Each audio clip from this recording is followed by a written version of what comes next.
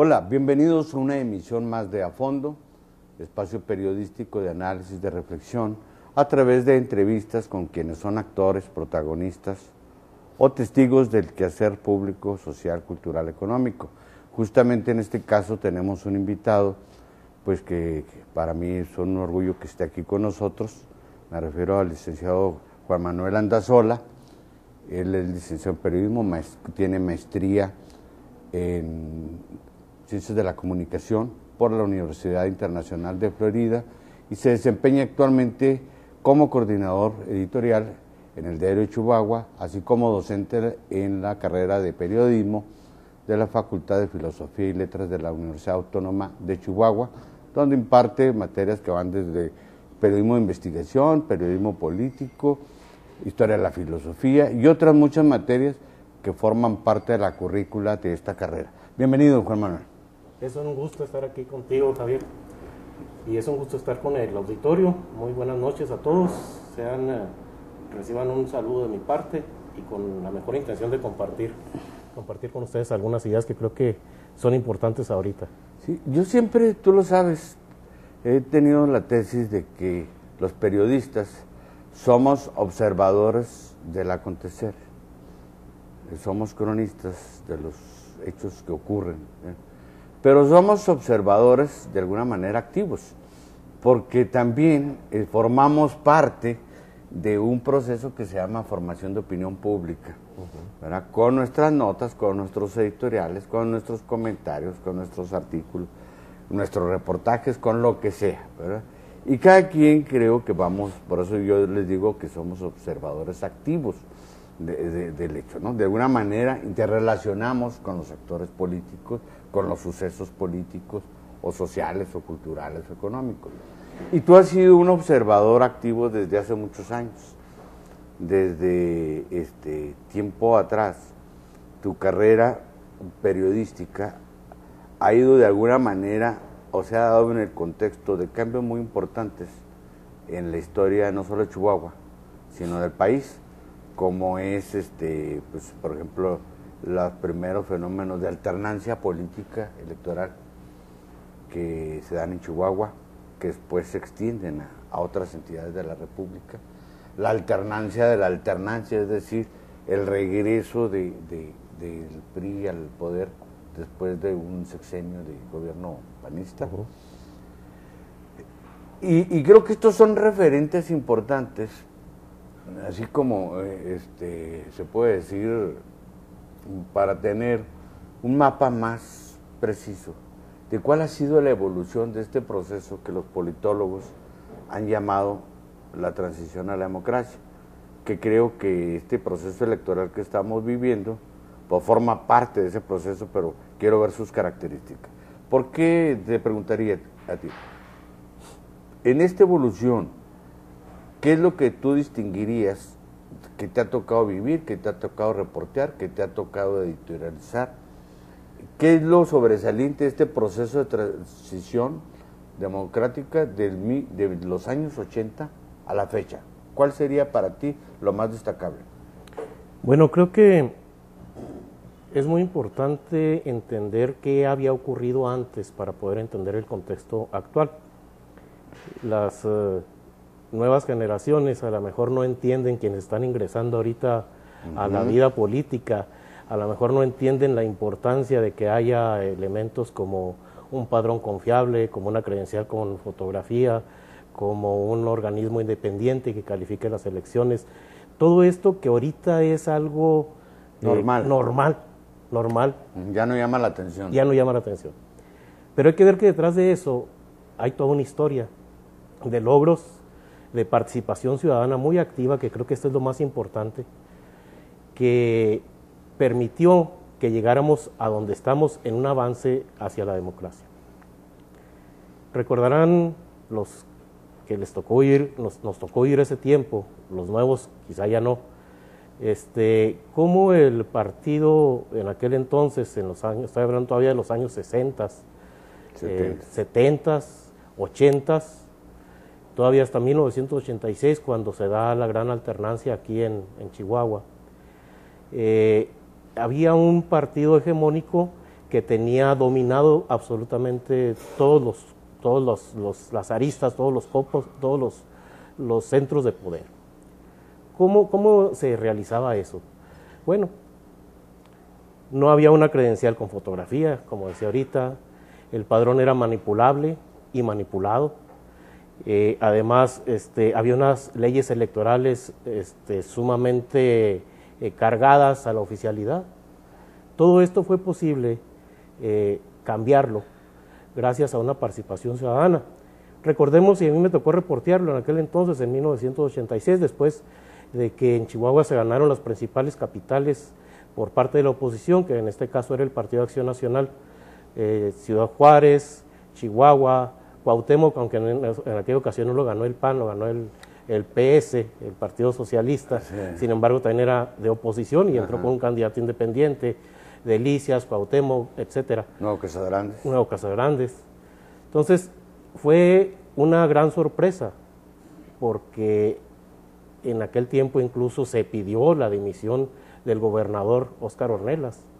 Óscar Ornelas, a quien la oposición lo consideró como una ladilla de democracia aquí en Chihuahua de alguna manera, porque permitió eso, pero de vistas al partido y de vistas a la oficialidad, fue alguien que no cumplió con la encomienda que tenía en aquel entonces todo gobernador de ganar su estado.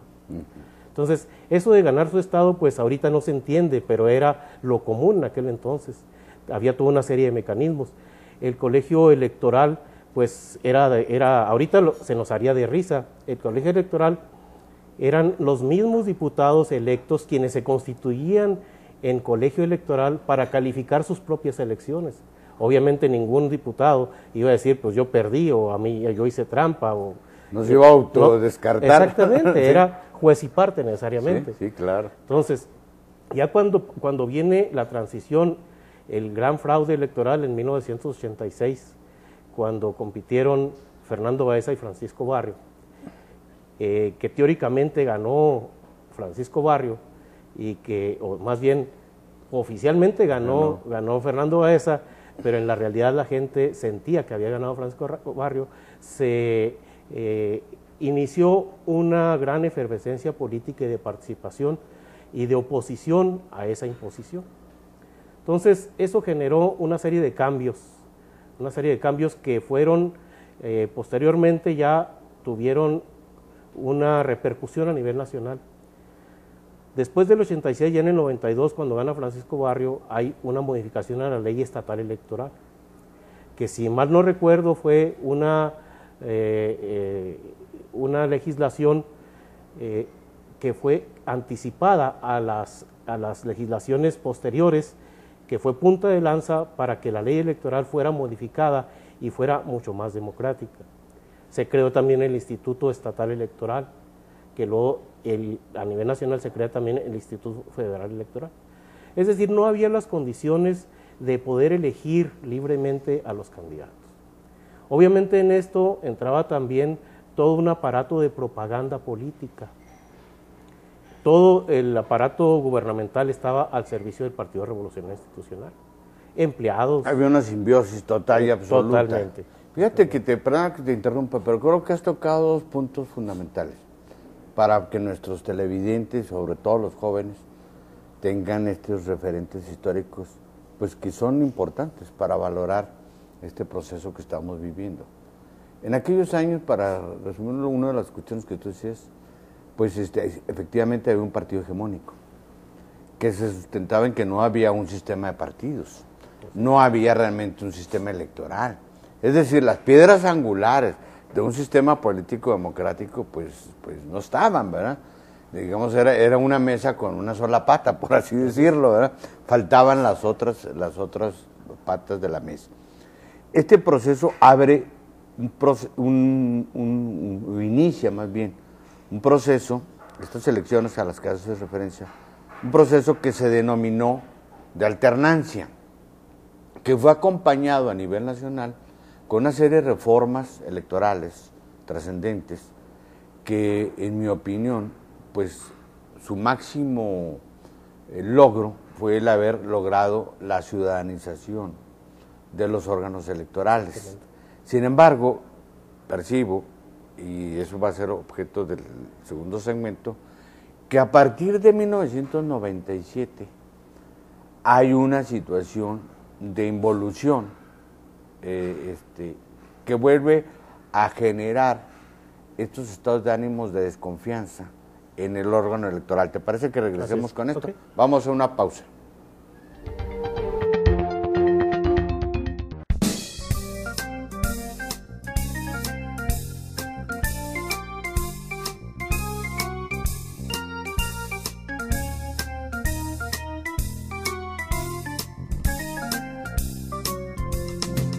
London Café, un lugar para disfrutar. Para entender el presente hay que entender el pasado, es decir, hay que entender la historia. Y por eso iniciamos este programa, de esta conversación con Juan Manuel Andazola, de algo que él vivió, reportó, de la que fue parte, por eso decía yo, observador activo. A eso me refería de ser observador activo, porque son cosas que no se olvidan y que uno aprende de esos sucesos. Visto en esa perspectiva, fue claro, Juan Manuel, que fue un avance sustancial. México dio un giro muy importante, mudó de piel en términos políticos, se generó una participación ciudadana fuerte, que lo voy a extender así un poco arbitrariamente. Pasa por dos momentos claves ya en el ámbito nacional. Después del 86 tenemos el 88 con la constitución del Frente Amplio que encabeza Cuauhtémoc Cárdenas, que es una decisión del Partido Revolucionario Institucional, y 12 años después, en el 2000, con Vicente Fox. Yo te decía que yo percibo, y ese es mi percepción muy particular, que el proceso de transición democrática, en primer lugar, nos enseñó que no se reduce a la alternancia. ¿Tú estás de acuerdo con eso? Estoy de acuerdo.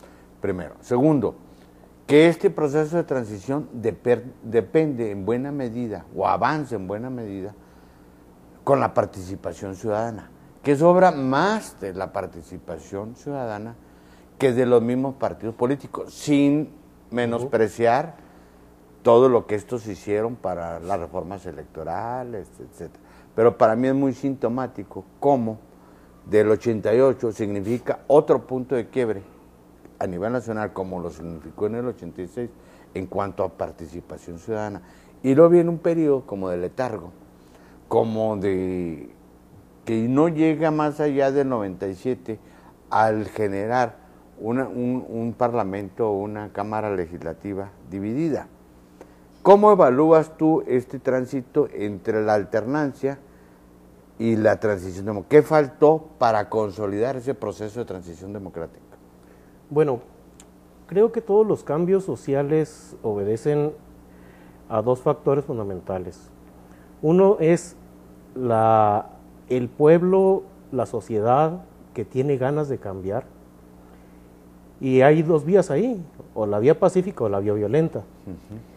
López Portillo fue inteligente cuando en su tiempo trató de meter y metió a la vía legal, institucional, a muchos movimientos que derivaban ya en explosiones sociales por la vía armada.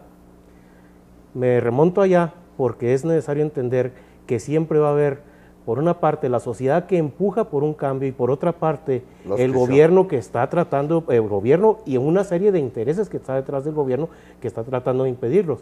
Con la famosa Lope, mucha gente que andaba o en la guerrilla andaba buscando la vía armada, encontró causas institucionales por donde poder participar. Porque era una participación nula. Recuerden, en el 86 había aquí en Chihuahua 9 partidos políticos. No eran 2, 3, eran como 9 partidos políticos y obedecían a esos, aunque se les ha llamado satélites, ¿no? Partidos satélites. Partidos satélites. Y, pues, que eran una falacia de pluralismo, ¿no? Es. Fueron creados y sostenidos y mantenidos con la idea de aparentar un pluralismo que en la realidad no existía. Que en la realidad no existía. Sin embargo, apareció como algo que trató de darle cabida a una serie de inquietudes. Posteriormente, ya con el empuje de la participación ciudadana, se logra la alternancia a nivel local y luego a nivel nacional. Pero esa alternancia obedecía a quitar al PRI por quitarlo, por hartazgo. Y sin embargo, no se aprovechó la ocasión para asentar bases de una democracia más amplia que no fuera una democracia solamente electoral. Creo que aquí es un factor muy importante, que no se logró consolidar el proyecto democrático.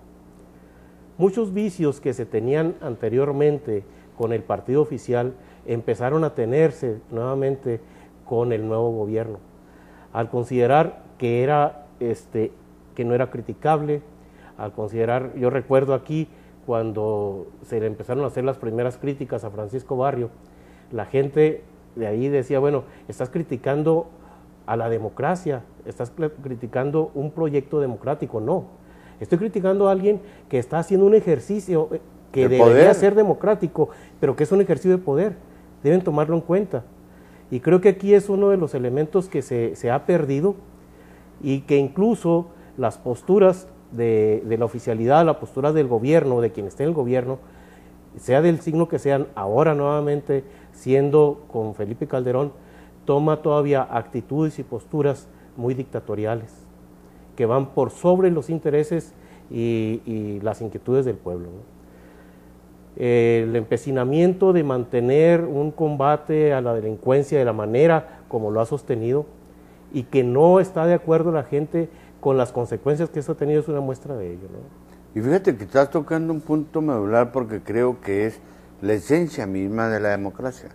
Porque si bien algunos pueden decir, bueno, pues la democracia no son más que reglas transparentes, equitativas, apegadas a la legalidad, para una competencia sana, en donde el que gane pues resulte con... Pero yo creo que la transición planteó otro problema.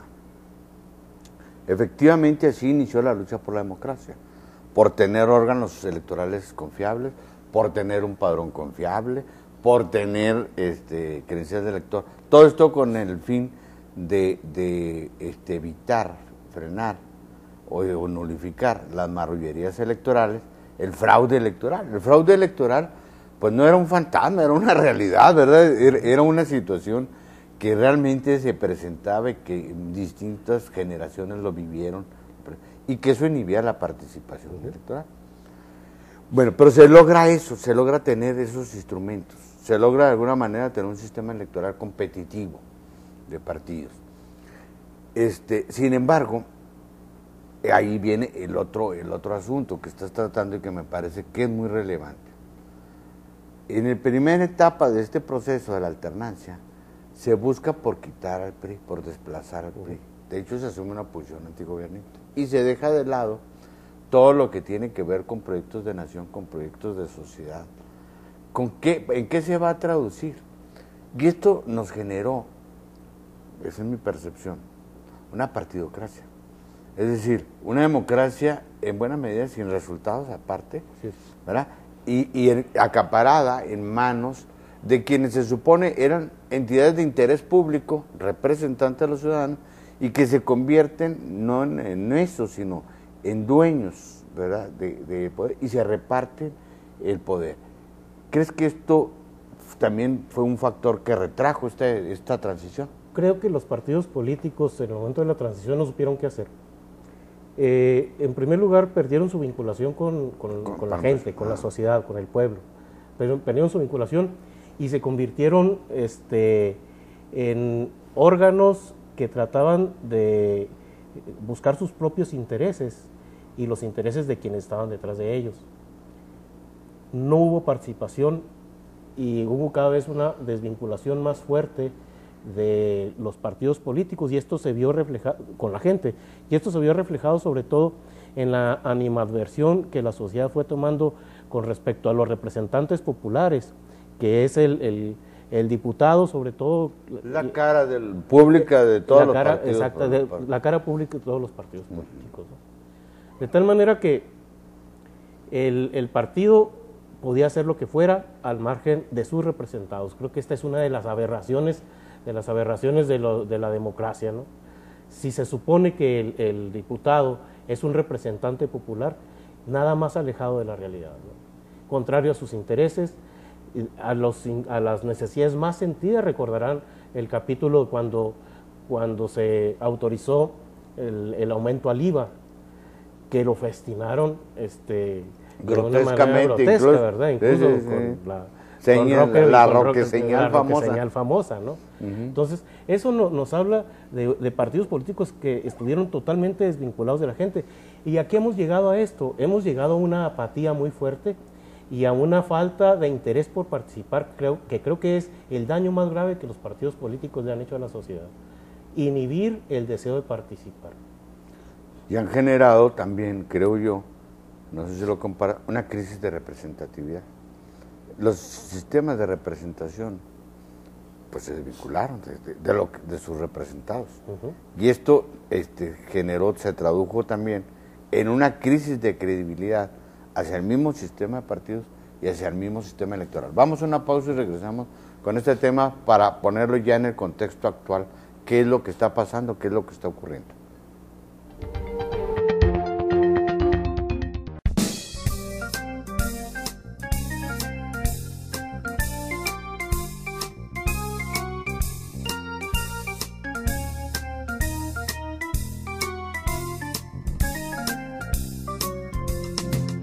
London Café, un lugar para disfrutar. Gracias por continuar con nosotros. Estamos conversando con Juan Manuel Andazola. Estamos transmitiendo desde London Café, ubicado en Antonio Montes 4318, justo enfrente de Fábricas de Francia. Les anuncio pues que ya próximamente vamos a abrir las comidas, horario de 1 a 4 de la tarde. También un esquema de bufete ejecutivo a un precio accesible. Y les recuerdo que de martes a domingo pues tenemos buffet de desayuno con un precio muy módico de 58 pesos. Y viernes y sábado pues es de esparcimiento, viernes con salsa. Y el sábado vamos a echar a andar también ya la bohemia, porque creo que ya es momento de también ponernos románticos.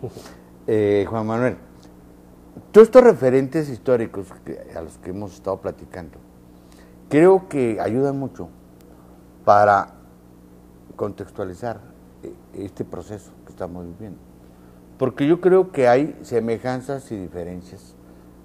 Y a mí me gustaría que platicáramos de eso.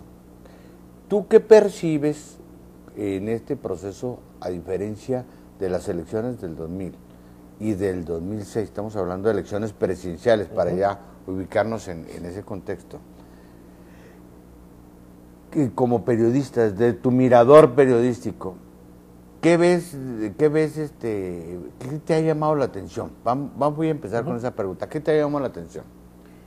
En primer lugar, me ha llamado la atención el cambio de estrategia de la publicidad política electoral de los partidos y la poca respuesta de los ciudadanos. Yo siento estas elecciones, a diferencia de otras, a diferencia de la pasada, muy tibias. Como se ha mencionado, las campañas no han prendido. Anodinas. Anodinas puede ser, exactamente. Y creo que eso no beneficia nada. Sin embargo, es un hecho. Las campañas políticas están apagadas, la gente no tiene interés en participar. Advierto que puede haber un gran abstencionismo. ¿Tú crees que va a haber? Yo sí. ¿En qué nivel lo sitúas? Más o menos para tener como referente pues, los procesos anteriores. Porque 2000 fueron, ¿qué? Un 35%, 36 de abstencionismo. 2006 fue un poquito más. ¿En qué nivel lo sitúas? No me atrevería a dar un porcentaje, pero creo que pudiera ser mayor que el 36% de la vez anterior, ¿no? ¿A qué se puede atribuir esto? Bueno, En las diferencias que mencionabas, también hay que tomar en cuenta reiteraciones o que se ha vuelto a algunas prácticas.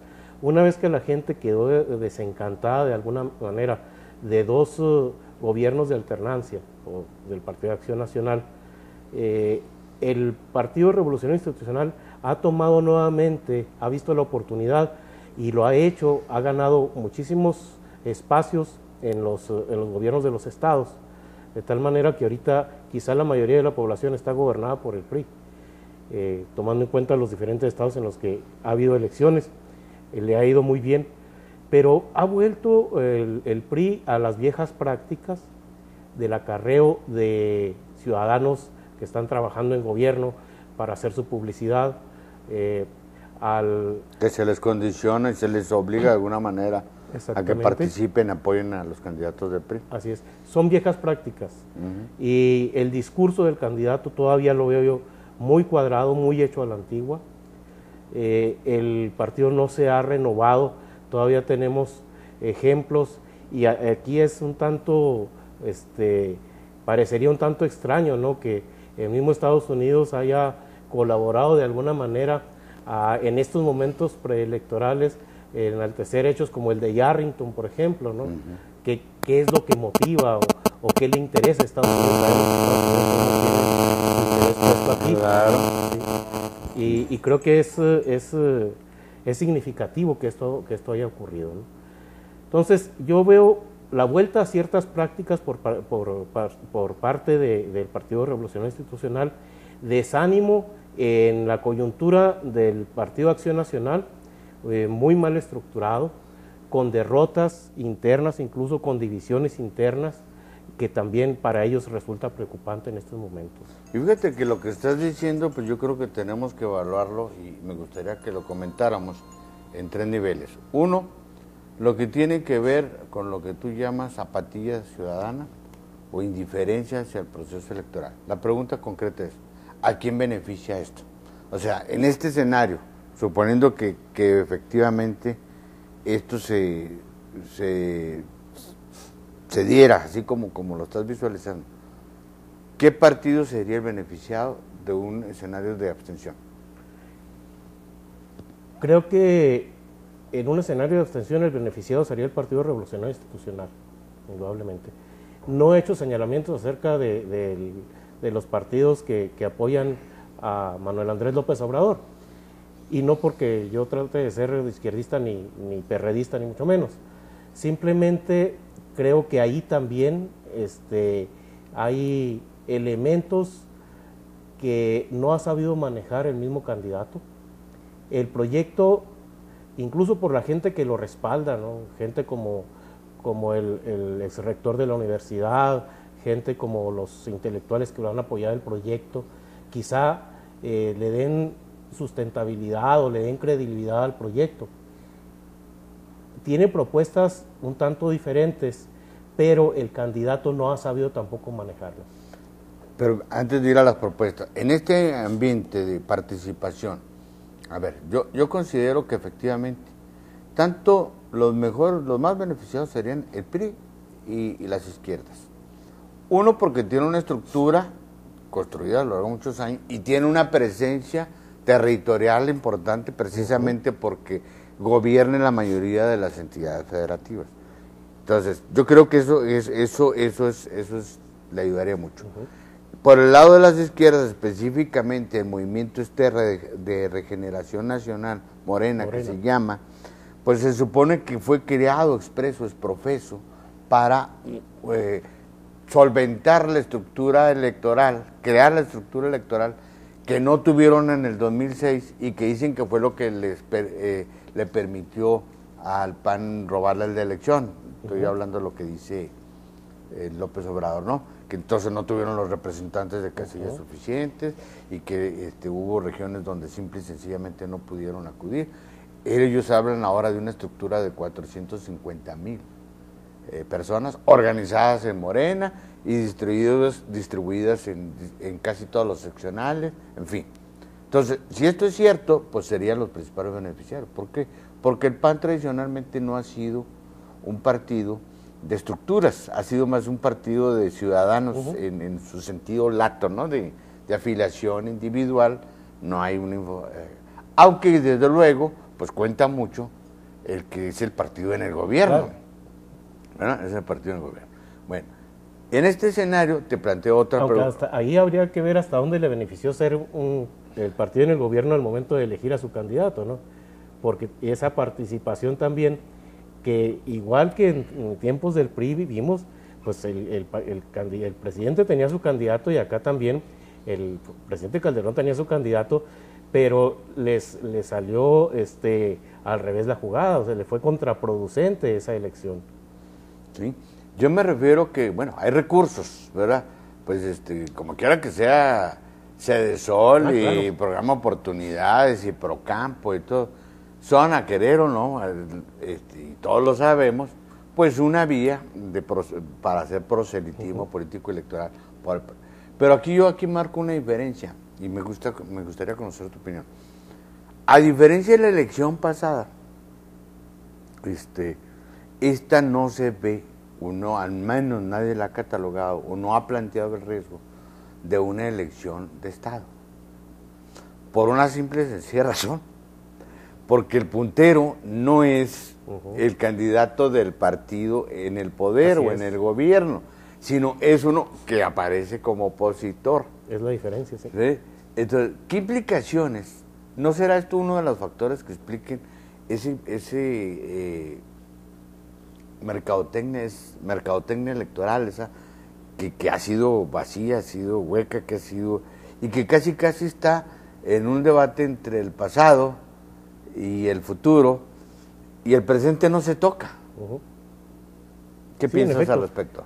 Yo creo que lo que acabas de decir eso es muy importante en cuanto a la mercadotecnia electoral.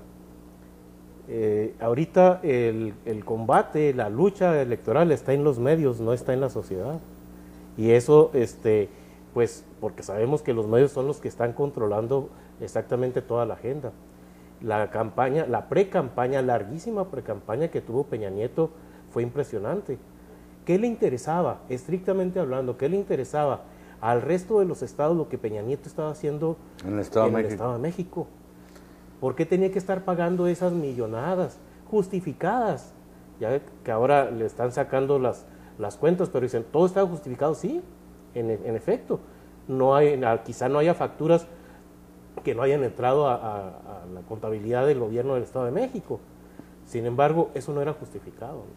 Vamos a una pausa y regresamos con este tema de la propaganda, de la mercadotecnia y del debate que esto ha generado y ha involucrado de alguna manera a los medios, porque creo que esto es algo novedoso en el nuevo escenario político electoral que estamos viviendo.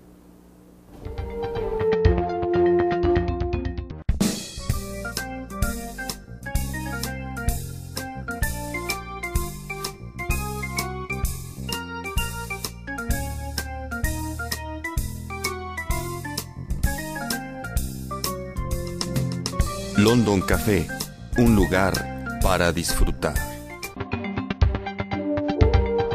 Gracias por continuar con nosotros. Estamos hablando ya en el actual contexto de cuáles son las semejanzas y diferencias. Y te preguntaría, bueno, ya me estableciste dos que creo que son muy importantes. El nivel de participación en esta elección en relación a otras que más o menos se dan en este proceso de transición no es el mismo. Tú sientes una sociedad apática. ¿Consideras también de que esto va a favorecer otra vez el voto duro? Bueno, o entre los dos construimos esta conclusión para no atribuírtela enteramente a ti, va a atribuir el voto duro. Sin embargo, hay factores que en el escenario pues han calentado un poquito la contienda, que parecía un guión de telenovela, efectivamente, cuyo desde el principio ya se sabía cuál era el final, ¿verdad? Que han alterado un poco el guión. No sé si lo vayan a modificar el resultado final de la telenovela electoral, pero de alguna manera han modificado ese guión, como es el surgimiento de este movimiento de Yo Soy 132, movimiento estudiantil, que una de las demandas precisamente, o de los cuestionamientos que hace, es a esta papel protagónico desempeñado por los medios de comunicación, concretamente las dos principales cadenas del duopolio televisivo en México, que lo entienden que estaban construyendo una candidatura. Y le plantean, pues espérate, es que el asunto no es así. Y surge como demanda también la democratización de los medios. ¿Tú ves que este factor puede influir en el resultado electoral?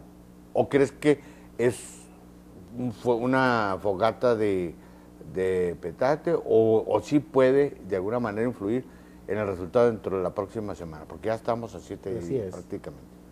Yo creo que esto puede influir y probablemente haya nacido como un movimiento legítimo. Los jóvenes hacía muchísimo que no se manifestaban, que no se expresaban, y bueno, socialmente viéndolo, pues es preferible tener estudiantes rebeldes que estudiantes que están dentro de la generación X, ¿no? O peor tantito, Juan Manuel, o ninis que terminan en brazos del narcotráfico o en el sicariato, ¿no? Así es. Entonces creo que esto como surgimiento social me pareció algo interesante, algo atractivo, ¿no? Sin embargo, creo que esto empezó a desvirtuarse, o lo vieron incluso como una amenaza y pudieron haber metido elementos para desvirtuarlo desde el momento en que empieza a haber escisiones. Ahora con la expulsión de Alvidres, que es de acá de Chihuahua, con inconformidades que se han manifestado al interior, y nuevamente con elementos que van a dar a los medios de comunicación para desprestigiar movimientos. Y aquí es muy importante lo que estamos advirtiendo, de que son los medios de comunicación quienes pueden inclinar la balanza para uno u otro lado. Si fue antes los videos que le sacaron al Peje, o los videos que le sacaron a las izquierdas, de cómo juntaban dinero, nuevamente este tipo de filtraciones, creo que hay ahí una serie de manipulaciones de grupos de interés que filtran a los medios para que estos influyan en la sociedad. Y esto sí es muy importante, porque ahorita la campaña se está viendo en las televisoras y en las redes sociales. Y hay otro elemento para complementar este tema. Tú has realizado, has levantado, has participado en el diseño y levantamiento de muchas encuestas electorales, y pues como yo lo he hecho en otras épocas, y nuestra idea pues era precisamente pulsar preferencias a partir pues de coyunturas muy específicas, o como quien dice, retratar la realidad. Así es. Pero yo ahora percibo que las encuestas se han convertido en un instrumento de propaganda, donde más que retratar la realidad o tomar una fotografía de momento en sus circunstancias, se busca posicionar, influir en el comportamiento, en la conducta y en el estado de ánimo social, para posicionar candidatos, imágenes, como unos como triunfadores y otros como buenos, unos como vencidos y además peligrosos o derrotados de antemano. ¿Qué papel tiene, qué daño hace esto para el ejercicio periodístico? Porque creo que las encuestas en sí mismo son un instrumento valioso para evaluar la realidad, ¿no? Sí, creo que se ha desvirtuado la función y el papel de las encuestas. Pues hemos trabajado juntos en ellas aquí a nivel estatal, y sabemos y hemos trabajado con los especialistas, de la mano de los especialistas, ¿no? Como Daniel Lund, como otras personas que han colaborado muy estrechamente en los medios en que hemos estado, y hemos tenido siempre el cuidado de que el resultado de las encuestas vaya contextualizado con un análisis de la coyuntura. Esto es lo que se está perdiendo. Se ha convertido en una guerra de cifras, en una guerra de números, y dicen yo sí la tengo, que María de la Cera sí, que parametría no, que hoy esto y que reforma esto. Entonces se ha convertido en una guerra de encuestas. Incluso se ha llegado al grado de decir, bueno, que es uno de los errores fundamentales que ha tenido también, por ejemplo, digamos abiertamente López Obrador. Yo tengo mis propias encuestas y le responde Sarmiento, pues sería mejor en lugar de que nos dijera eso, cuáles son los resultados y cuál fue la metodología. Claro, que las dé a conocer. Así pues, es, así que es. si no tiene ningún sustento, ningún respaldo. Pero exactamente, ¿por qué no hay ese análisis de coyuntura? ¿Por qué no se analiza qué está ocurriendo? ¿Por qué los jóvenes, hasta nosotros decíamos cuando hacíamos las encuestas, pues si esto está en manos de los partidos políticos o de los candidatos, los más beneficiados van a ser los candidatos, porque ahí se les está diciendo, si las amas de casa son las que no están votando, pues trabajen con las amas de casa, o si los jóvenes, o si los adultos mayores, les dan a ellos pistas para establecer sus propias estrategias.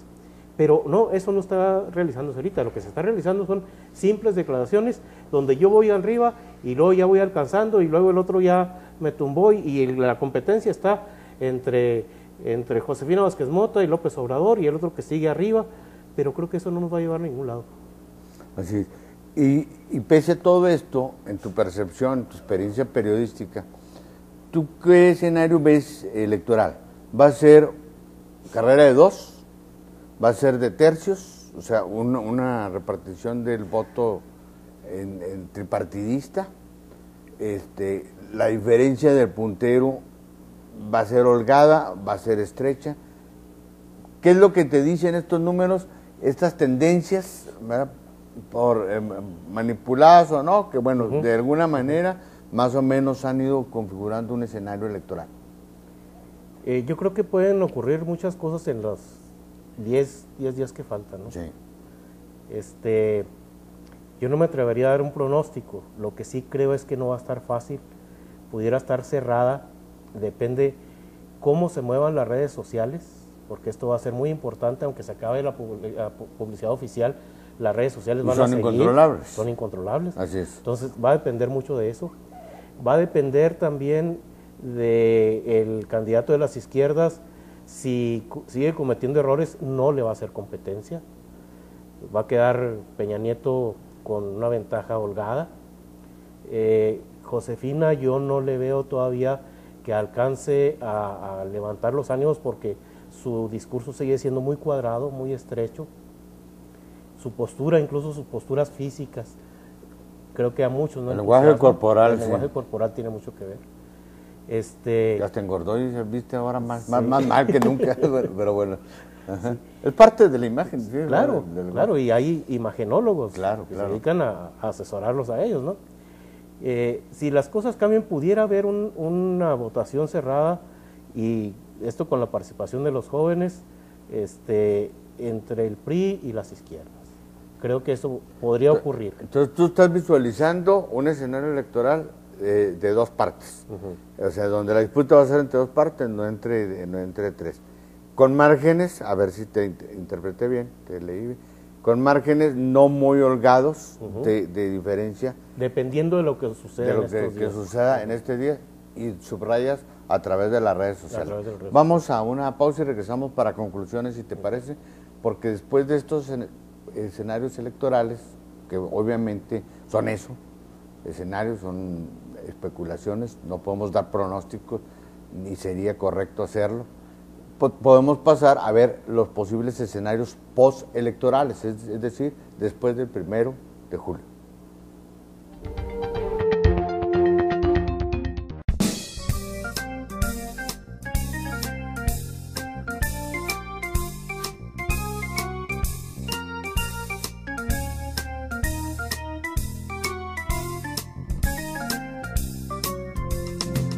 London Café, un lugar para disfrutar. Por múltiples razones, algunas de las cuales hemos analizado en esta conversación con el licenciado Juan Manuel Andazola, pues se percibe un clima de incertidumbre. A diferencia de en otras ocasiones, esta incertidumbre está relacionada no solo con quién va a ganar, sino también qué va a pasar después de que concurra la votación, ¿verdad? Después, gane quien gane, qué es lo que va a pasar. Y aquí, antes de construir estos probables escenarios, especular sobre esto, yo te quiero hacer estas preguntas muy directas. ¿Tú crees que un eventual triunfo de Peña Nieto signifique la cancelación del proceso de transición a la democracia y un retorno al pasado, como se ha dicho, tanto por Josefina como por Andrés Manuel López Obrador, ¿tú lo ves así de esa dimensión, un eventual triunfo del PRI?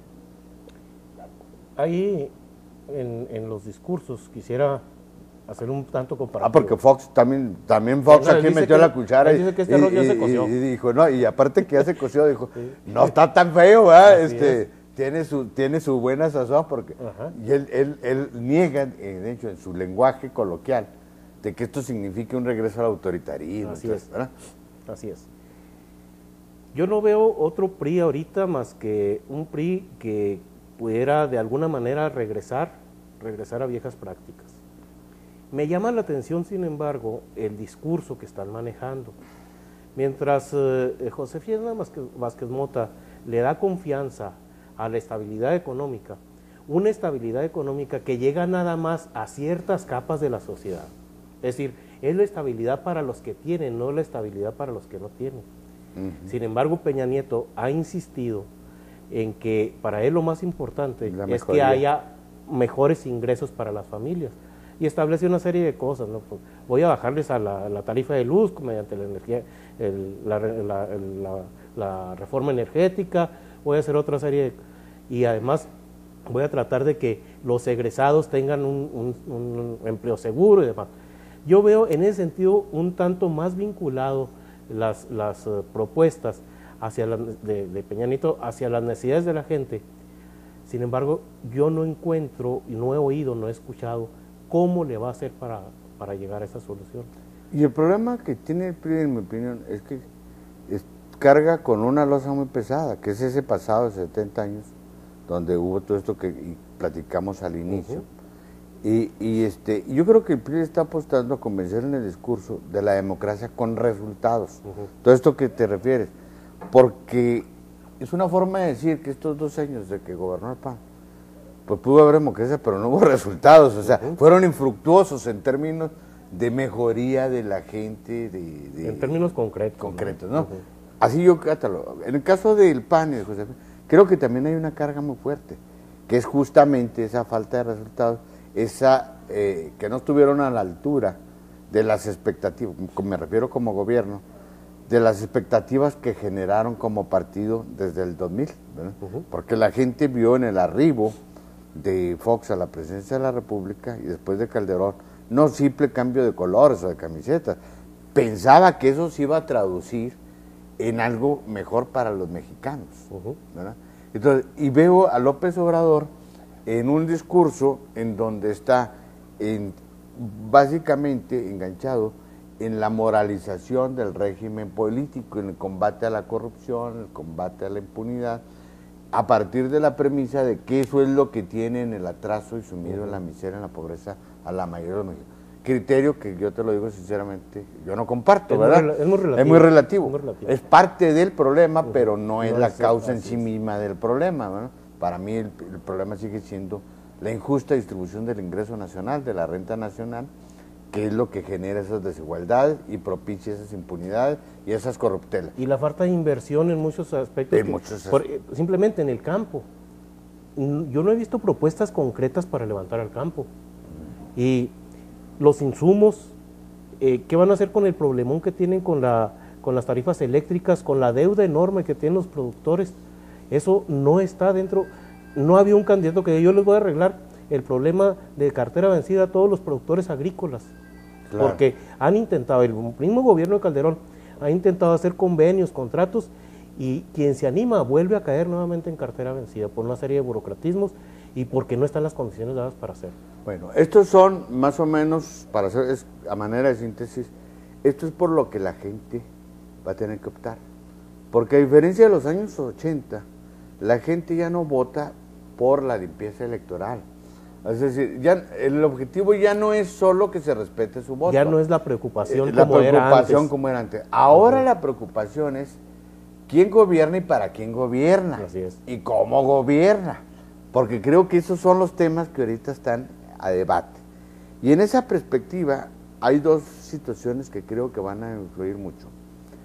como dices tú, qué pasa en estos últimos días, pero también yo creo, y me llama mucho la atención, ¿por qué nadie se ha peleado con Felipe Calderón? No ha dicho la situación.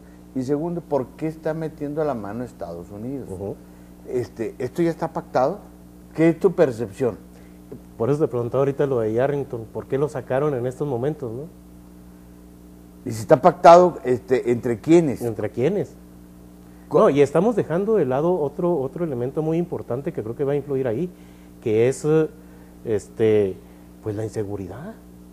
No hemos tocado ese punto. Pues no, pero y eso es determinante para la inconformidad de la gente con respecto del régimen actual. Y se lo atribuyen fundamentalmente al gobierno federal.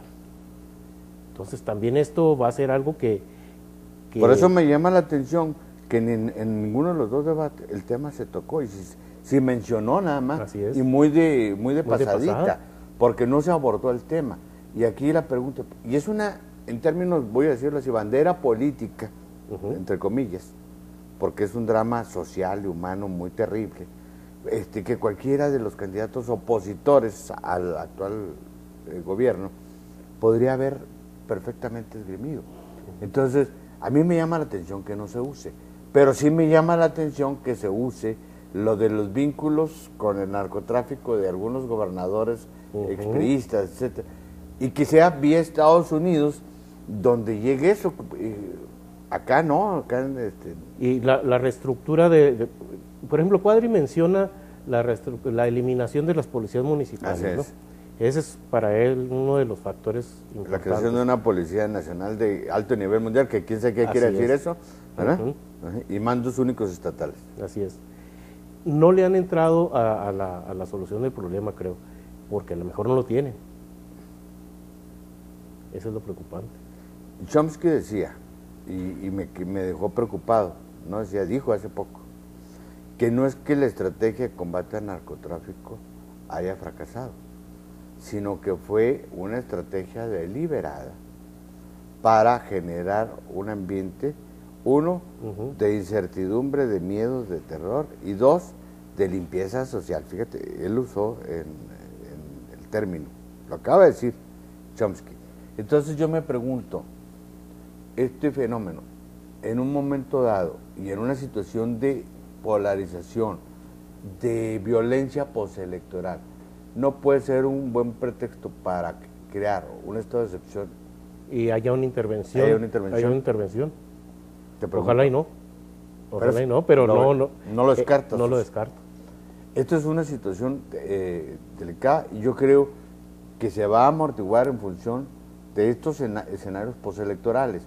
¿Tú ves a López Obrador de nuevo en las calles, o crees, suponiendo que pierda, por supuesto, o crees que va a aceptar? ¿Tú ves a un PRI aceptando la derrota después de todo este proceso, de toda esta expectativa que tiene del regreso 12 años después a Los Pinos? Porque hay que preguntarse en los dos sentidos. Claro. De López Obrador es preocupante esa semana que tuvo de exabruptos, cuando empezó a mencionar el posible fraude, que ya estaba todo arreglado, porque esto, y después cuando la Coparmex le pide que firme, que va a aceptar los resultados, firma. Pero ¿quién le crea la firma? O sea, por eso digo, la cara de López Obrador en ese sentido no ha dado confianza a mucha gente. Incluso alguna gente que le tenía confianza cuando empezó a hablar en otro sentido, incluso hasta de su República Morosa, quizá ya con estos exabruptos que tuvo, porque fueron eso, porque lo corrigieron inmediatamente, dijeron, cámbiale tu discurso. Y ahora, pues es de desconfiar en ese sentido. Yo no lo veo resignado a perder esta. A Peña Nieto, probablemente. Sí, lo ves. Probablemente. Y ves en este escenario, porque hay otra situación, para cómo van las cosas, y si las tendencias que dan las casas encuestadoras resultan ser ciertas, entonces el PAN no estaría disputando el tercer lugar, estaría disputando el cuarto lugar, porque en la coalición de México, Compromiso con México, del PRI y del Partido Verde, el Verde está en posibilidades de desplazar como tercera fuerza política nacional al hoy partido en el gobierno. ¿Tú crees que esto lo puede aceptar Felipe tan tranquilamente y Josefina tan tranquilamente? ¿Qué le significa esto? Lo que yo no veo es una capacidad de movilización postelectoral en el PAN, como lo hubo en otros tiempos. Porque si no tuvieron capacidad de movilización preelectoral, menos la van a tener postelectoral. Muy bien, Anzola, pues te agradezco mucho esta conversación y a usted su atención y lo espero el próximo sábado en otra emisión más de A Fondo, porque recuerde, la verdad nunca es superficial. Vamos a tratar de entrevistar al vocal del Instituto Federal Electoral de Chihuahua, a efecto de que pues, nos dé la información respectiva justamente de cómo se va a desarrollar la votación, de las casillas, cuántas hay, cuántas son especiales, cómo se distribuyeron, cuánto es el padrón en Chihuahua, en fin, todo aquello que usted requiere saber para cumplir con este deber y esta responsabilidad ciudadana. Gracias.